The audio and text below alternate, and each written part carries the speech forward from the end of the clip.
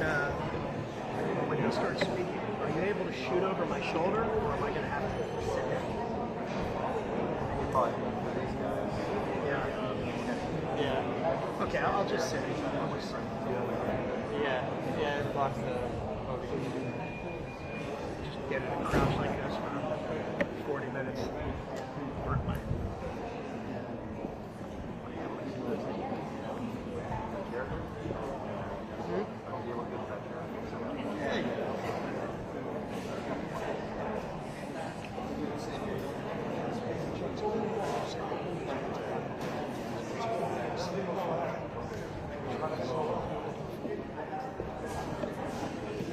Good morning, ladies and gentlemen. My name is Nestor Iglesias. I am the Public Affairs Officer for U.S. Immigration and Customs Enforcement. We're getting ready to start the press conference here shortly, but I wanted to give you the order of who is speaking. So, we have spellings and all that stuff taken care of now. So, the first speaker is going to be our ICE Deputy Director, Madison Sheahan, followed by the Honorable Governor Ron DeSantis. Following Governor DeSantis will be the Director of State Board of Immigration Enforcement, Larry Keefe. And then we will end the portion of the press conference with Sector Border Patrol Chief Jeffrey Denise. Once the press conference is over, we'll have about a 5 or 10 minute Q&A, and then the principals will depart. We're here to talk about Operation Tidal Wave, so I will respectfully request to keep your questions to Operation Tidal Wave. There's a lot to discuss this operation. The press release will be handed out shortly. So if we can stick to the topic, it would be greatly appreciated. Thank you.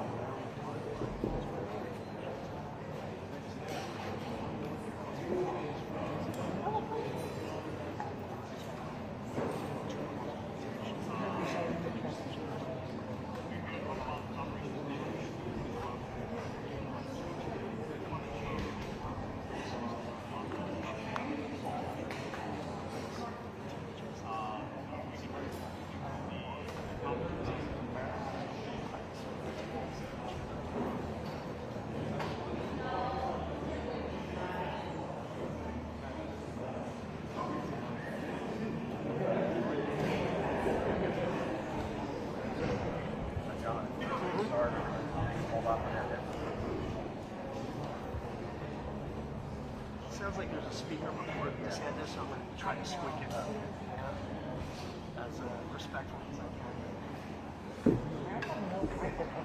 Let's see how that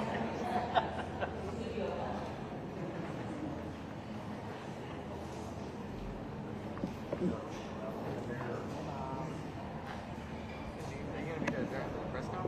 Not during DeSantis. I'm going to try to respect the whole thing. Am I in or am I not in the shot? When you come to what I'll do is sit down. So I'm going to try to get up at the top of the tent. So I'm going to try to get this shot. Certainly when DeSantis comes in, I'll get the same. Yes? Yeah. No. No. Focus. False color. Hey, Daniel. Yeah, I got you. They don't make it anymore. No, it's an older.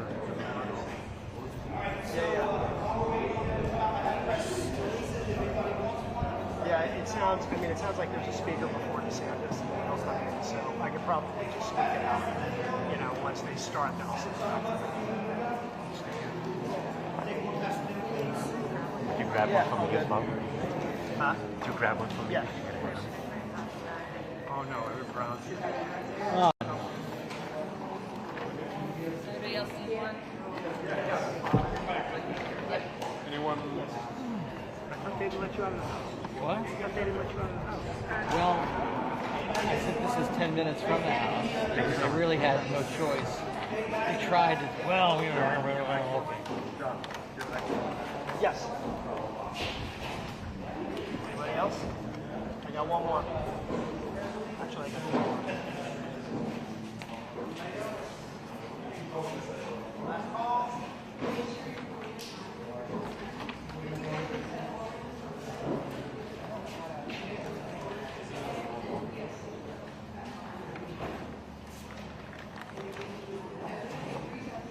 All right.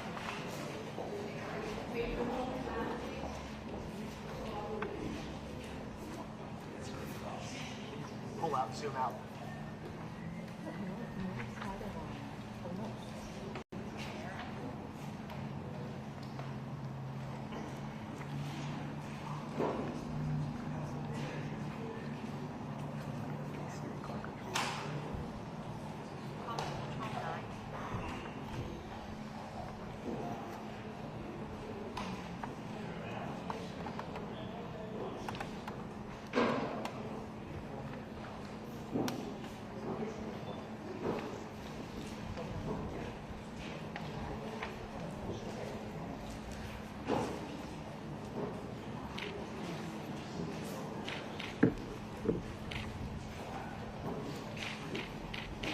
Yep.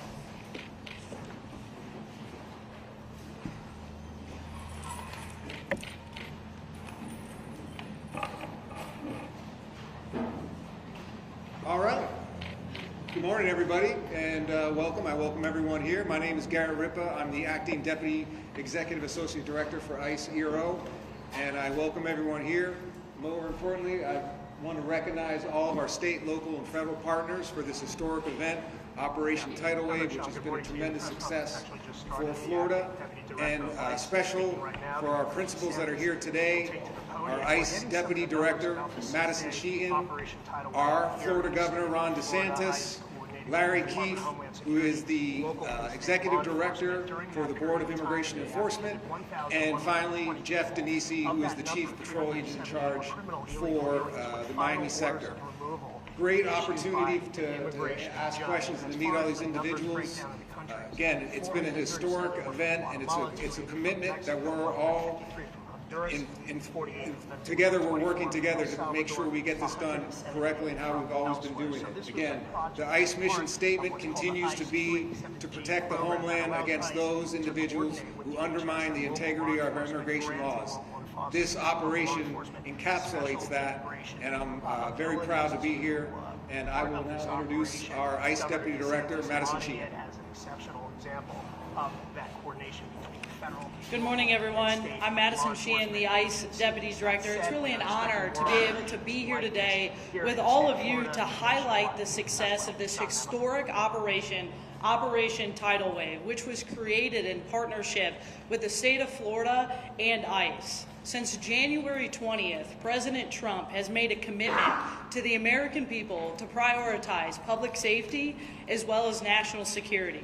And everything we do at ICE is to prioritize those things. And this operation really is a historic marker of success that was made possible because of the partnership with the state of Florida, allowing us to activate our 287G officers and activating over 250 local and state law enforcement as well as National Guard to assist our federal partners. And I want to thank Governor DeSantis for his commitment to be able to put this operation on for the last week.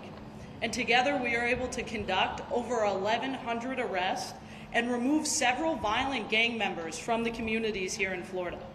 Operation Tidal Wave is truly a first of its kind operation, utilizing 287G resources, integrating with the state and local law enforcement to assist in the day-to-day ICE mission.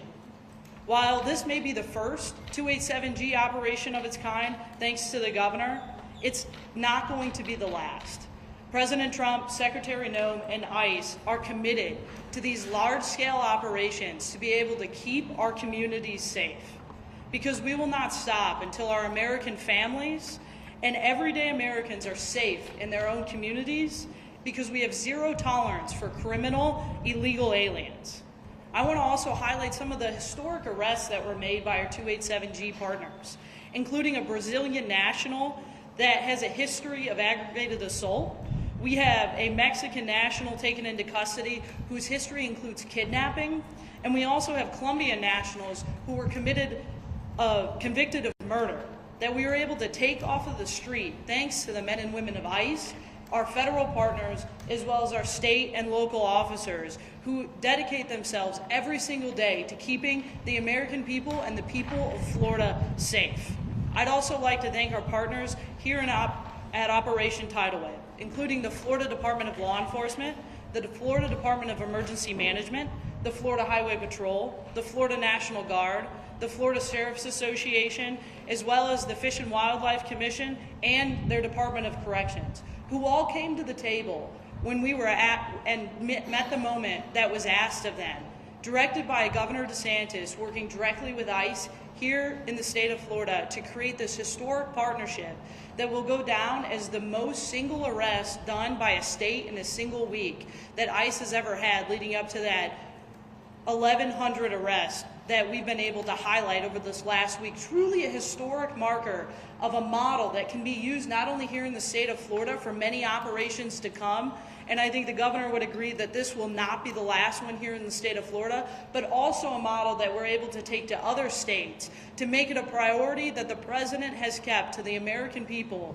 to make sure our communities are safe and continue to be safe. I'd also like to thank our federal partners, including CBP, the U.S. Coast Guard, ATF, DEA, the FBI, and the U.S. Marshals. This is truly an all-government approach set the tone by President Trump and Secretary Noem, and ICE is able to take the lead with these partners to be able to make this historic event and historic operation, Operation Tidal Wave, happen.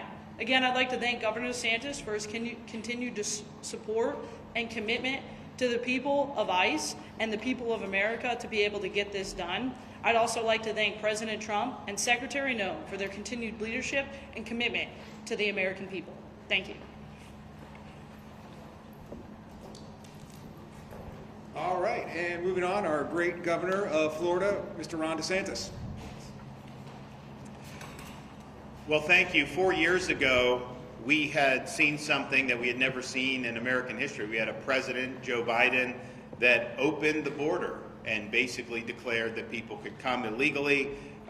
Interior enforcement was rendered basically null and void, and this was impacting not just the southern border region of Texas or Arizona, but communities all across the country, including in the state of Florida. And so 4 years ago, we were sending people to the southern border to help supplement state efforts to try to mitigate the damage. And our Operation Lone Star saw more than 1,000 national, state guardsmen, state law enforcement officers go to Texas to assist the state of Texas in stopping this border invasion. We also, being a maritime state, we are vulnerable to having illegal boats coming and bringing illegal aliens onto our shores. This was particularly pressing when you had issues in Haiti bubble up even more, and there was a lot of issues that people thought was going to lead to a mass migration into the state of Florida. We launched Operation Vigilant Sentry.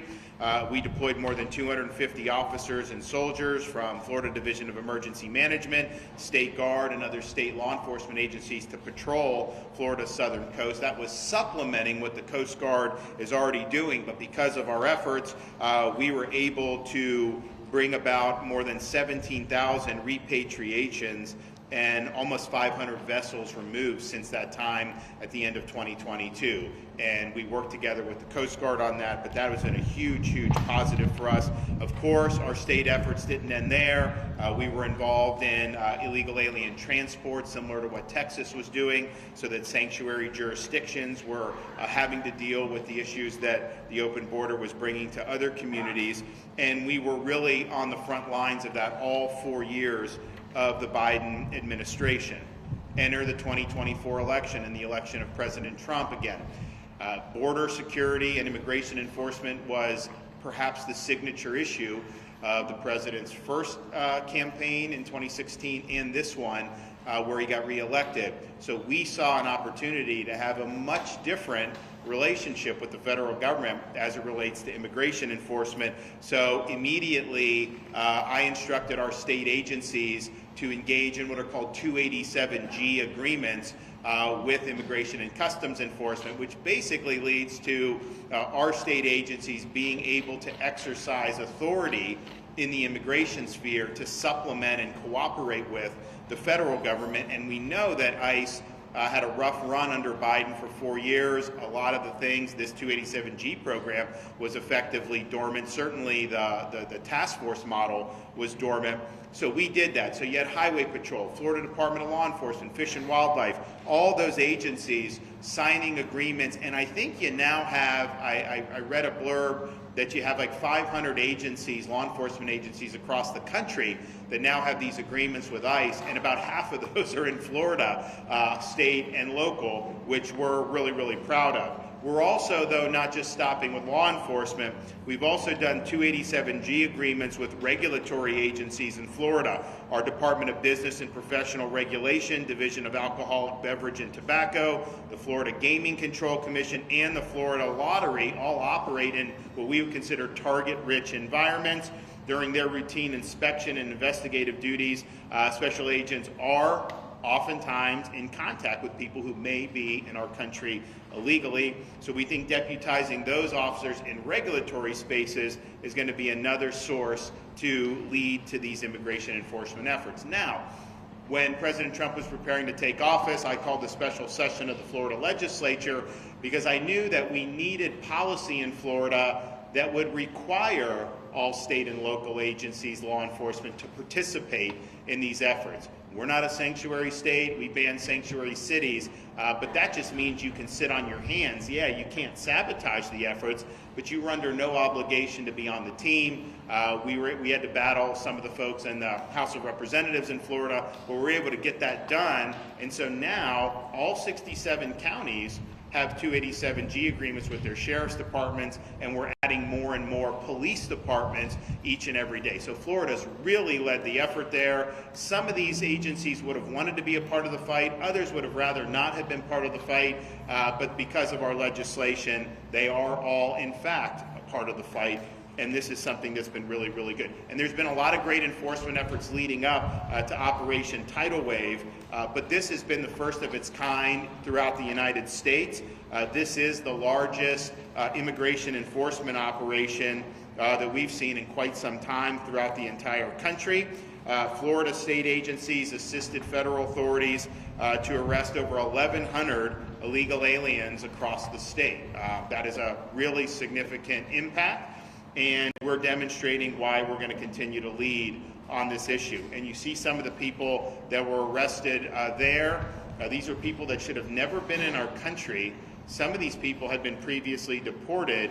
Some of these people had been alerted in the Biden administration, but this is something they didn't want to have to do with it. So our folks have worked hand in hand with DHS to really, really make a difference for the people of Florida and for the people of the United States of America. Because I think when you're dealing with people, millions and millions of people here illegally, you see some of these folks who have huge, huge problems in their background, with their conduct, and really put our communities at risk. It's important that the law is enforced. It's important that those people are taken care of. But what it also does is sends the message going forward. The United States of America is serious about enforcing its immigration laws. So whereas under the previous president, you could pay coyotes and come to the border knowing that you'd be home free once you got there, there's a new sheriff in town. That is not going to be permitted. And I think that's one of the reasons why you've had the largest drop in border crossings in American history during President Trump's first 100 days. And so this has been night and day in terms of our state efforts, working with the Trump administration. I think it's going very, very well. That was not necessarily the case under the previous administration. What I'd also say is this: we have the best emergency response team in the country. Our state agencies are very versatile. We have both a National Guard and a State Guard who are used to responding to different types of contingencies. We're ready, willing, and able to take it to the next level. We have submitted plans to DHS to say, if this is approved, we will go off to the races, and we will be able to do really from soup to nuts, from apprehension to detention even putting some of our people in the National Guard in line to serve as immigration judges to process this, we can do it. And I'd also say, you hear a lot about due process. We have tens of thousands of illegal aliens in Florida at a minimum that have already been issued final orders of removal, and there's hundreds of thousands of them throughout the United States of America. So they've had a lot of process. They've been ordered to be removed. They have not complied with those removal orders, and that's a very, very high priority for our state efforts to continue to identify those individuals and make sure that they're returned to their country of origin. So I want to thank the federal agencies that have really led the way. It's been a welcome change here in the state of Florida, and also thank all of our state and local partners who worked really, really hard for this operation, but have been doing this now for many months, and we're proud to have been the first state out of the gate. But we view this as just the beginning. We think that the best is still yet to come. So thanks for everyone that's been involved. Thank you, Governor DeSantis. Thank you for his support and his vision. I'd now like to introduce Larry Keefe, who is the Executive Director for the State Board of Immigration Enforcement. Good morning. The first thing I want to do is follow Governor DeSantis with thanks to our federal partners. Thanks to our federal partners for placing their trust in us.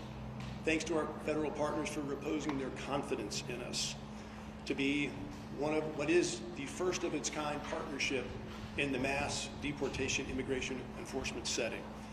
We are very grateful for that. 100 days ago, the President of the United States, upon his inauguration, declared a national emergency. He ordered, and when I say you all, I mean my federal partners here in this room, he ordered you all to secure our borders, and he ordered you all to deport over 15 million illegal aliens who had invaded our country and infiltrated our communities. And I say this vicariously proudly for you all. I used to be with the Department of Justice, so I have some federal DNA that still runs through me. I am so proud that you all, our federal partners, in about 7 weeks, effectively, functionally secured our national borders and restored our national sovereignty. Yesterday, I saw President Trump presiding over a cabinet meeting where Secretary Noem took it out several decimal points that as of yesterday at least, the border is 99.99, and maybe she went on for some more, but effectively secure. So job well done, and it's an honor to be your partner. But, and by the way, I should mention, I spent some time on the Texas border, and over 60% of the folks, the illegal aliens that invaded this country were headed to Florida. So a special thank you from Florida to President Trump and Secretary Noem for that great accomplishment of securing our border. But the transition and focus now is on what I understand to be the largest deportation campaign in American history. Millions and millions of people embedded, illegal aliens embedded in the heart of our country, and that is a huge task and a huge undertaking for any organization. But a lot of people don't know, given the size and the power and the authority of the federal government, that when it comes to law enforcement, federal law enforcement is really only about 15% of all the law enforcement in this country. 85% of the everyday regular law enforcement in this country is at the state and local level. In order for the federal government to carry out its mass deportation mission, it absolutely has to have not just the kind of passive, yeah, we're with you, support and assistance, but direct engagement, leaning forward, ready to assist, hand in hand. Our governor in Florida recognized that within a week, I think, Governor, of President Trump's inauguration, and called the special session of the Florida legislature, where everybody in Florida combined, the legislature, the governor, all the members of the cabinet, said, we are lockstep with you, Mr. President. We are there 100%, every bit of the way, leaning forward, 287G, the whole works. So to leave my thanks for my federal partners at the moment right now, thank you for reposing your trust and confidence in us. And Florida looks forward to being the bellwether, the blueprint, the prototype of how state and locals work with their federal partners to make things happen and get things done in all settings, but in this instance, the mass deportation setting. Let me turn now to something I don't do often enough, and that is to thank my my Florida state and local colleagues, some of whom are standing behind me, but not all of them are. And some say that familiarity breeds forgetfulness in who matters to you and who to be grateful for. So I want to express my gratitude to them and all they've done to make this happen and will continue to do to make this happen. About 3 months ago, when I began my efforts toward this project, I went to Washington, D.C., and I spoke with one of the senior leaders at DHS named David Venturella, and I told him unabashedly that Florida is going to do absolutely whatever it must do to be the best state partner for President Trump and Secretary Noem in this endeavor. Shortly after that, the state and all of our state agencies came to Miami, where there's the greatest concentration of the DHS folks that are really calling the shots of what happens in Florida.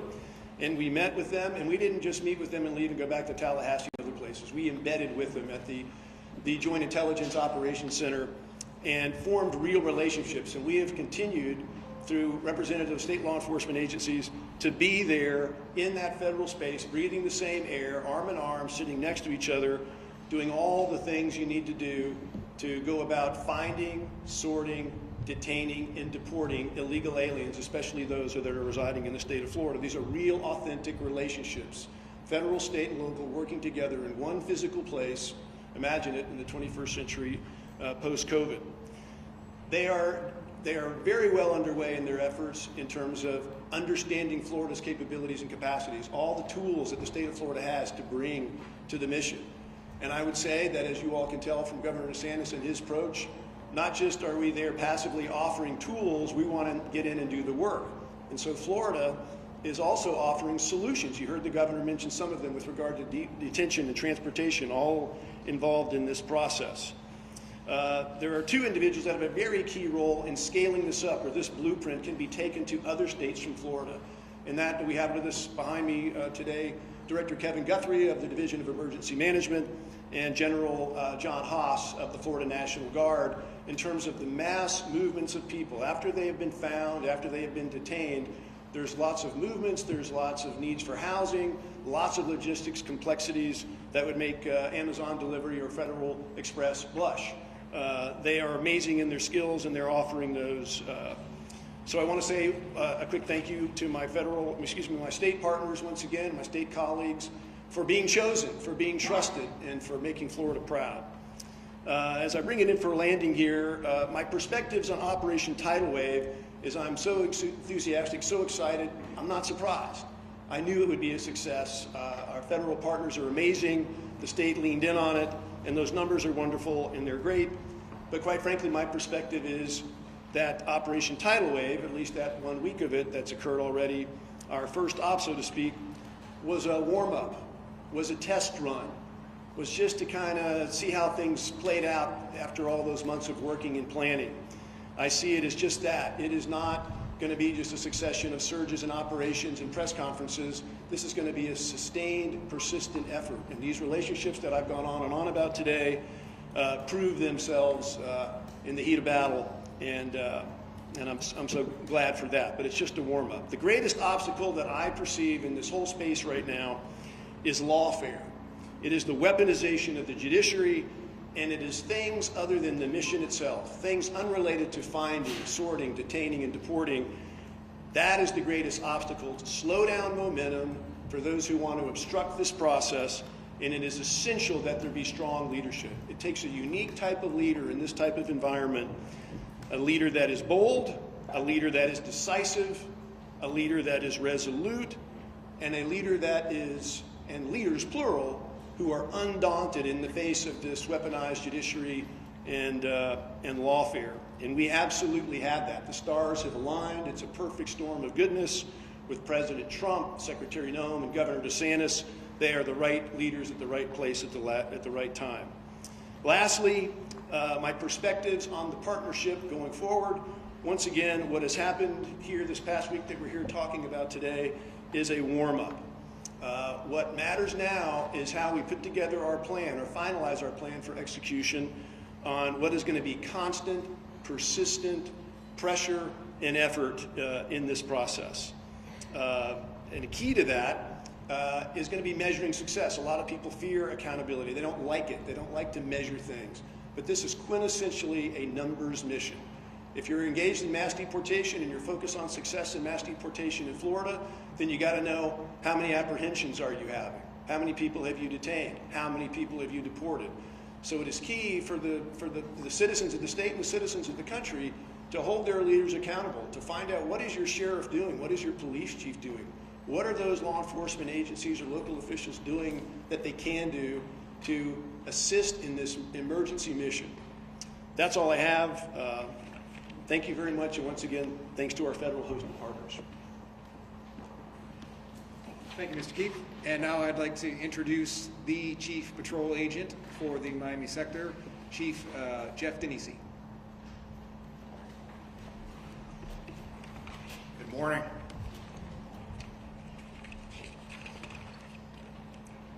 I want to begin by thanking Governor DeSantis and the Florida state law enforcement partners and military partners and the Florida sheriffs for leading the charge across the nation in immigration enforcement. It's because of your unwavering partnership, the first iteration of Operation Tidal Wave was a resounding success. In the simplest of terms, border security is national security. The maritime border environment surrounding the state of Florida is being exploited every day by foreign terrorist organizations, such as Tren de Agua and MS-13. These criminal organizations are attempting to smuggle people and narcotics, which pose a significant danger to our nation. To combat this threat, the law enforcement agencies of the Department of Homeland Security within the state of Florida employ a defense in depth posture. The first layer of enforcement is the seamless coordination between the United States Coast Guard and CBP Air and Marine operations. Their tireless efforts in the maritime detection and interdiction set the foundation for our success. Our DHS maritime partners are strengthened by the expertise and commitment of the Florida Fish and Wildlife Conservation Commission and the Florida sheriffs in the coastal communities. The vital intelligence and operational space generated by the maritime interdiction partners allows the U.S. Border Patrol and the CBP Office of Field Operations to focus their efforts on the ingress and egress smuggling routes. These routes are utilized by those attempting to circumvent the Homeland Security laws. It is in this environment that the Florida Highway Patrol, National Guard, and Fish and Wildlife Conservation Commission and our local sheriffs are invaluable partners. They work shoulder to shoulder with our agents and officers to ensure the integrity of our shores, our marinas, our ports, and our roadways. This unified front sends a very clear message. Florida's coast will not be a haven for foreign terrorist organizations. The final layer of DHS enforcement belongs to our ICE partners, with ERO removal operations and Homeland Security investigations. They're responsible for disrupting and dismantling foreign terrorist organizations by targeting criminal individuals. During this operation, ICE, in collaboration with FDLE, FBI, DEA, ATF, and the CBP Special Response Team, focused their efforts on the apprehension of illegal aliens with final orders. It gives me great pride and pleasure to highlight some of the criminal aliens on the display boards you see here that our agents and officers work together to remove from our Florida communities. While on patrol in Jupiter, Florida, Border Patrol agents and Highway Patrol troopers arrested Alejandro Flores. He's an illegal alien from Mexico. Flores is an aggravated felon with criminal convictions for alien smuggling. Flores is being prosecuted for re-entry after deportation and will swiftly be deported after serving his sentence. In another event during this operation, Border Patrol agents and Polk County Sheriff's deputies collaborated to arrest Geller Orobio, an illegal alien from Colombia, after his release from a local detention facility. Orobio served a sentence for residential breaking and entering, and has prior charges for reentry after deportation, and is a confirmed South American theft group member. Orobio is being prosecuted for reentry after deportation and will be deported. To those that violate our immigration laws and undermine our national security, the message is clear. We will locate you, prosecute you, and deport you. The success of Operation Tidal Wave sends an unwavering message. Our collaborative efforts are making Florida an inhospitable environment for criminals to operate. We are committed to ensuring our Florida communities are safe and our nation is secure. On behalf of Customs and Border Protection, I extend my deepest appreciation to Governor DeSantis and our state and local law enforcement partners. Your commitment to the safety and security in Florida is steadfast, and we are honored to stand alongside you in this vital mission. Together we are stronger, and we will continue to make a difference. Thank you.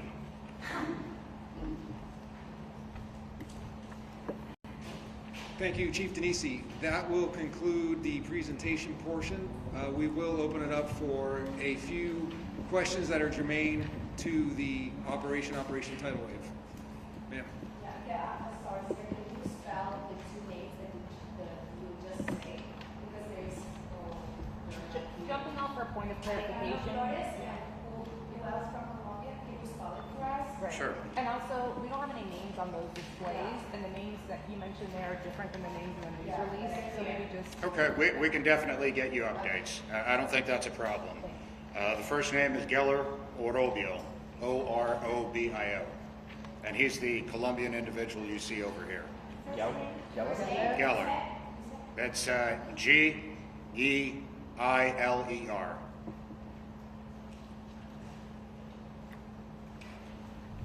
Folks, can you please say your name and your news organization, please? Sir. Two questions for the governor.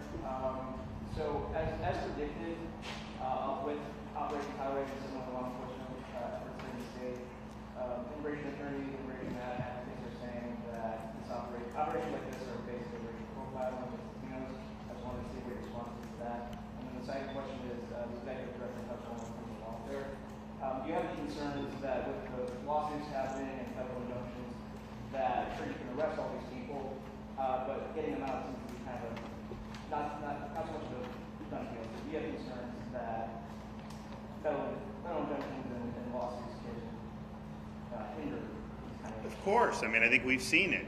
You know, on the one hand, Biden opened the border. You'd have states like Texas do legislation to say, okay, we'll enforce federal law. And the courts would say, oh no, it's the province of the federal government. And so they have a right and supremacy to not take care that the laws are faithfully. It'd be one thing if the state was going against what the law is, then you could say supremacy. So it basically neutered the states. Now we're in a situation where the federal government is enforcing the law, and the courts are saying, well, no, you really can't do that. People need to have, you know, some O.J. Simpson type trial before they can be deported. It's nuts. And it's a heads they win, tails we lose for the country, to where people come in unimpeded and it's virtually impossible for them to go. I think the president has statutory authority to do this. I also think he's got Article 2 constitutional authority to do this. But I think what we've seen is they will find judges who just want to throw sand in the gears. And that's been true across their efforts, not even limited to the immigration space. So I anticipate that will likely continue. Ultimately, though, you know, the U.S. Supreme Court can end this charade. They've had opportunities to do it, and they haven't been willing to do it. They've created some of the mess in the immigration space with the jurisprudence. They should reverse U.S. versus Arizona. That was not the right decision. That was a split decision from the court. And so they have an opportunity to get this basically on better footing, because right now you have the policies are really being hijacked by these district judges, and they shouldn't be able to do a nationwide injunction. If you have an illegal alien that they sue for, and the judge wants to find something, even though I probably wouldn't agree with that, should apply to that case. It shouldn't stop immigration enforcement efforts writ large. So we're going to continue to deal with those issues. But I do think these are going to need resolution by the U.S. Supreme Court, and I don't think you're going to see it end until that happens. Anything about racial profiling, Governor? There's no racial profiling. If you're here illegally, then you're a violation of the law. And there's not saying that, you know, only people of one shade, or that if you're illegal, you're illegal. And we're going to hold you accountable. Ma'am. Hi, so I was wondering how you guys are handling the balance between pursuing what you consider foreign criminals and national criminals, because foreigners are not the only criminals. Law enforcement agents at the state and local levels also need to pursue national U.S. citizens that are committing crimes. So how are we balancing that to make sure we're not distracting them from their job? Well, our state and local, they are doing their jobs as they always do. Their role in this is to supplement the efforts that the feds are doing. The reality is they come into contact with illegal aliens more than the feds do, just in a matter of course. And so to have this cooperation, I mean, our highway patrol, you have people driving on the highways here illegally. We don't issue driver's license. We don't recognize driver's license. We don't recognize any ID for people here illegally in Florida, but nevertheless they're driving. Well, our highway patrol can then work with ICE and get this process moving. So it works well in harmony, and I think ultimately, if you're enforcing immigration laws consistently, I think that leads to less crime overall, and I think it ends up helping their missions. Sir. Florida. A question for the governor. You mentioned the expansion of the 287G program to business regulations, Department of Business Regulations, for the lottery. Are we looking at point of sale vigilance services, or if so, would you support putting legal status of driver's license to make that easier to show residency and legal status? So I think that remains to be seen how they're exactly going to do it. I think that these folks are involved in areas where they're likely going to be able to add value to what ICE and DHS are doing. So I think just stay tuned and see how that unfolds. I'm Ashlyn Webb with WFTV Sheahan in Orlando. This is a question for Deputy Director Madison Sheahan. I was wondering, we've heard about the importance of knowing the numbers of apprehensions from ICE. We heard that from Mr. Keith just now, and we know from this operation. But ICE's website shows spotty data with monthly and quarterly apprehensions. Why is that? Why isn't it being updated since the Trump administration? And also, are you guys meeting that quota that the Trump administration put out of 1,200 to 1,500 a day? Look, we work with the White House every day. We update them on the numbers every single day, and we're working closely with the president, his team directly at the White House, as well as Maine DHS team with Secretary Noem every single day. We saw the numbers we put out for the first 100 days, roughly 65,000 arrests in the first 100 days, which is truly a historic number. And I think, and the governor has mentioned this too, I think the biggest difference is the way we're counting every arrest. These are legitimate arrests. These are criminal aliens. We have zero tolerance for criminal aliens to be in this country, and we're making sure that we're counting every arrest as accurate as possible, and we're not doing catch and release that you saw from the Biden administration, which shows a lot of skewed numbers of what you saw out of the previous administration. The president has zero tolerance for us to do anything wrong with the numbers. We are very clear in the stance of what we're counting as arrests, and we stand by our numbers. Why isn't it being updated monthly, though, as it typically was before? Look, we update the numbers as often as possible. The data comes into us every day. We're moving as quickly as possible to make sure President Trump, Secretary Noem have made it a priority to be more transparent than the previous administrations, and we are working to do that every day. You mentioned 63% were criminal aliens. What happened to the rest? I mean, did they also have deportation orders? Yes, everybody that is in this country illegally is a criminal, and so we are processing them through the immigration courts, the due process, to make sure that we get them through the courts, through the DOJ process, and then from there they will be deported, turning the outcome of those cases. Director, you made mention of certainly that the focus is on criminal immigrants, but we've certainly seen some stories where mothers who have either overstayed visas or have shown up for a regular appointment and they have a deportation order and with no criminal history, so that person along with their child is deported. And we've seen a bunch of instances of those, many reference as collateral. Can you speak to that, ma'am? Mothers with no criminal history with infant child or babies are being deported, and is that how the process is supposed to work? Look, I stand by what we've said since day one, since January 20th. If you are in this country illegally, you are a criminal. We have zero tolerance for criminal aliens in this country. As far as a conversation about children, I think the real conversation we should be having is about the 500,000 children that the Biden administration allowed to come unaccompanied across the border that President Trump has made a priority to get them back home with their families. A question for the governor, just about the intersection of state law and what we saw at the federal court in Miami on Friday. A judge had reiterated that there was a stay. She said that there was 15 arrests that apparently were made. One was with a U.S. citizen up in Tallahassee in violation of a federal order. We hear you kind of take a jab at the due process and the judicial, but due process... It's not taking a jab. It's just, you can't have effective immigration enforcement if you have elaborate procedures that you have to go through. It is not punishment to be removed from this country. If you're going to be punished, then you get the full panoply of due process. But these are not punishments that are being rendered. It is just the consequence of being here illegally. Now, in terms of this judge, we are not at all surprised. We knew that they would go in and do that. The legislature structured that state law in a way that was different from Texas and some of the others that have run into problems. So we actually feel confident that we'll ultimately be vindicated on that. It should be a crime to enter the state of Florida illegally. We have police power to be able to do that. That does not undercut or interfere with federal efforts. In fact, if anything, that buttresses federal efforts. Governor, are you way to detain these people with the already existing capacity challenges in ICE detention centers as well? So on detention, if from DHS, we can expand detention space very quickly in Florida.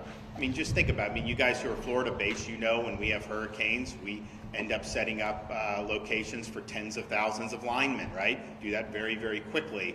So we have the capacity to set it up quickly, but we're not going to do that without the approval of the Department of Homeland Security. And I know they're working on exactly what they want to do after tidal wave. This is what they had focused on. So Kevin Guthrie, Division of Emergency Management, they can absolutely do that. And that could be potentially a short-term support for the lack of space that the feds may have. So we stand ready, willing, and able to help in that space. We stand ready, willing, and able to help in the immigration judge space. Remember, not everyone may know because the way it's presented. These are not Article III judges. They are executive branch employees, basically. We can absolutely deputize judge advocates from our National Guard units to serve as immigration judges. We can do other to do that. So we'll help on that piece as well, and we can even help on the transport piece, whether it's transporting. I know that they were talking about Gitmo. I don't know that they've used that, but we can help with that as well. So we can really be a force multiplier in Florida, and a lot of it is just because, well, one, we're committed to the mission. We think it's important. We know that there's tens of thousands of illegal aliens under deportation orders in this state alone. I've heard as much as 80,000 maybe in the state of Florida who've already been ordered to be deported, but certainly it's tens of thousands. But we also have great muscle memory on how to handle quick emergency responses. So these things can happen very quickly. Our guys are very nimble. I mean, you've seen hurricane responses, but you've also seen us rescue people from Israel. You've seen us evacuate and rescue people from Haiti. This is just what we do, and we stand ready and willing and able to help.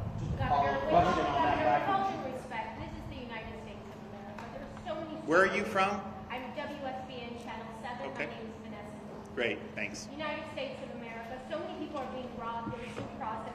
This is wonderful, this dog and pony show, but there's American citizens who are being deported. They show their birth certificates, they show their passports, they show their IDs, and a lot of the work being done is a little sloppy. Well, first of all, I'll let ICE handle that accusation that you're making, that they're deporting American citizens who are showing birth certificates and all that. I don't believe that that's true, but I'll let them respond to that. But you seem to have no sympathy. You seem to have no sympathy for people that have been victimized by illegal aliens. What about people, you have someone driving drunk and kills American citizen? What about people that have been deported previously and let in under Biden, who then commit sexual offenses or commit homicides? And then we have more victims as a result of the federal government's previous inattention and unwillingness to enforce the law. So there are a lot of people that have been harmed by illegal immigration. There have been people that have been harmed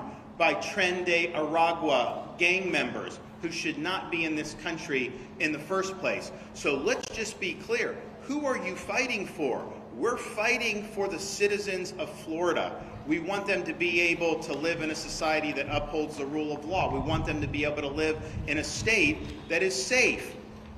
And we have to take action on it. I'll let them address your accusation.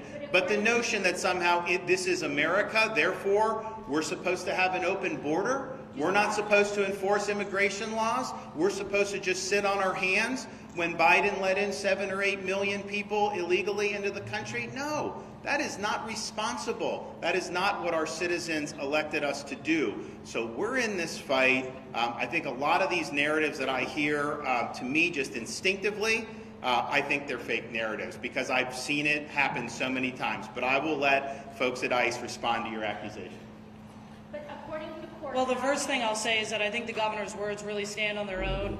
The men and women of ICE are working every single day to protect the communities, working with state and local officials to do our very best to protect the communities after the Biden administration opened our borders, allowed people to come into this country that should have never came into this country in the first place, jeopardizing our families and our communities and putting them in harm's way on a daily basis. The men and women of ICE are going into those communities to protect the men and women in these communities, to be able to do the mission that we've been set on every single day that the president has given us. According to court documents, however, of the 349,000 new court cases in 2025 alone, only 1% are new cases based on alleged criminal activity. So a lot of these people don't have criminal past or background. So who's being arrested and where is this information on ICE's website? It's on court documents, but we can't get this information, and ICE, but frankly, isn't being very transparent. Look, I'll stand by the fact that if you're in this country illegally, you are a criminal. You will be deported. You will have the opportunity to be able to come back into this country through the correct immigration processes. We're working through those every single day, but our #1 goal is to keep the American people safe from the criminals that are walking in this country that should have never been let through in the first place. Just to follow up on the guy from Distributor, because we've been covering that case as well. I think a lot of the criticisms of this racial profiling is the idea that maybe some of these work trucks are getting pulled over. We know this man, he was a passenger in the car and was pulled over for a tinted windshield. Can you give some more descriptions of the car and that criticism that work trucks are the ones being part of this? So let me tell you how we operate on the highways. Not only working with Florida Highway Patrol, they're pulling people over every day for traffic violations, but when you see a Border Patrol agent, a marked green and white out there on the highway, this is how they operate. They're cruising along the highway and they're looking for reactions. Reactions from the driver, first of all. The driver looks over and then looks away and won't look at them again. You know, there's different, they vary their speed, they move away from that marked unit. We run the license plate. The license plate comes back to an illegal alien. We have the name of the individual registered to the vehicle. We get their DOB from there and we run it through our immigration systems. So we know when we pull that person over, the registered owner of that vehicle, which gives us reasonable suspicion to stop the vehicle, is an illegal alien. He may not be in that vehicle, but it gives us enough reasonable suspicion, which is what we need to stop a vehicle. There is no racial profiling going on. Governor, you said some agencies wanted to be part of this fight. Some agencies would rather not have been part of this fight. Can you be a little more specific? And was there any pushback or just outright refusal from any agencies or any officials with these agencies or even public officials or state officials to be part of this operation? So, no, that's not what I meant. What I was referencing is when we did the special session, one of the things I insisted on was that we impose a duty on all state and local law enforcement to actively assist and participate. I think the language is you have to use your full efforts available to you. Now, obviously, some of our rural sheriffs, they may not have any personnel. Some of our more urban areas probably have a little bit more ability. They also provided funding, though, of course, to help these agencies. We didn't want to do an unfunded mandate.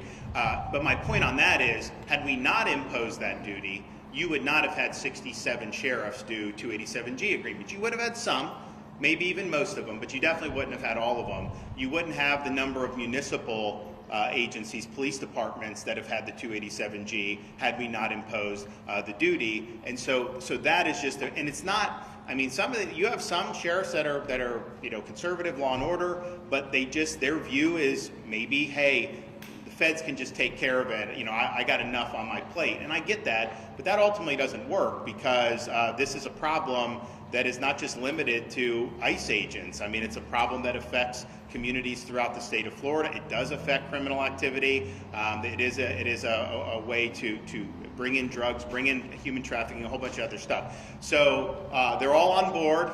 They've all signed up. As far as I know, every agency is following their duties under state law. And I know that when there have been questions about that, like we had in Orange County, the Florida Attorney General reminded the folks there of the duties under law, and that was taken care of. But it was nothing about this tidal wave.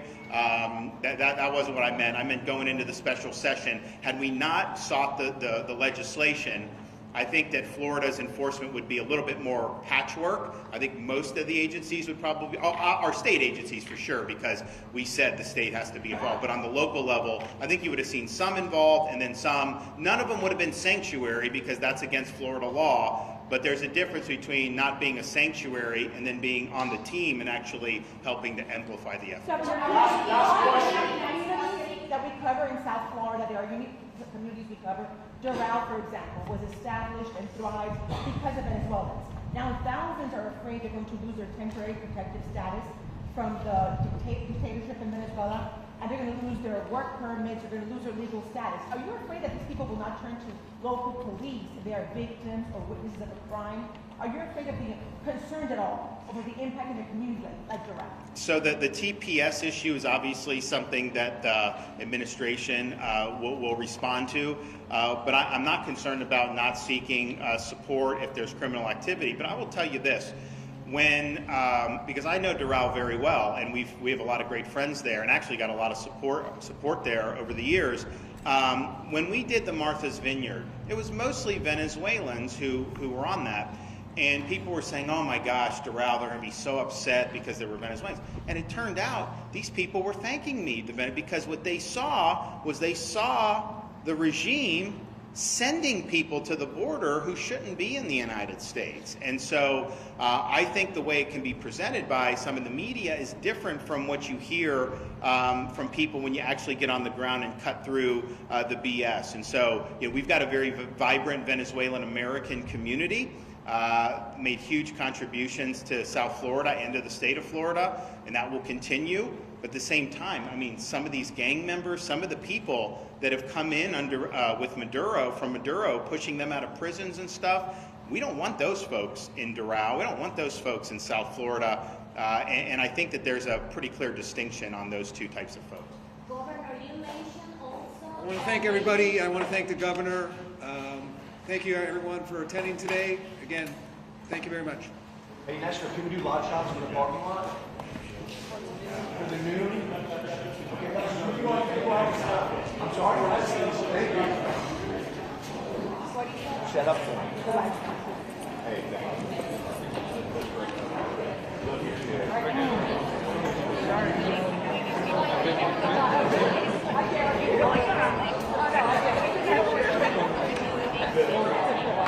Sure.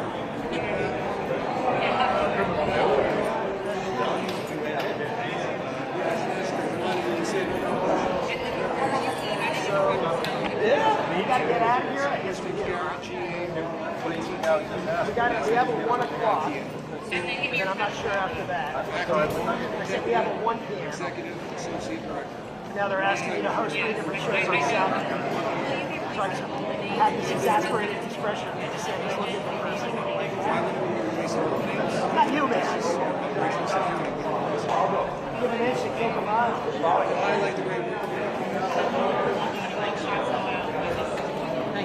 got it.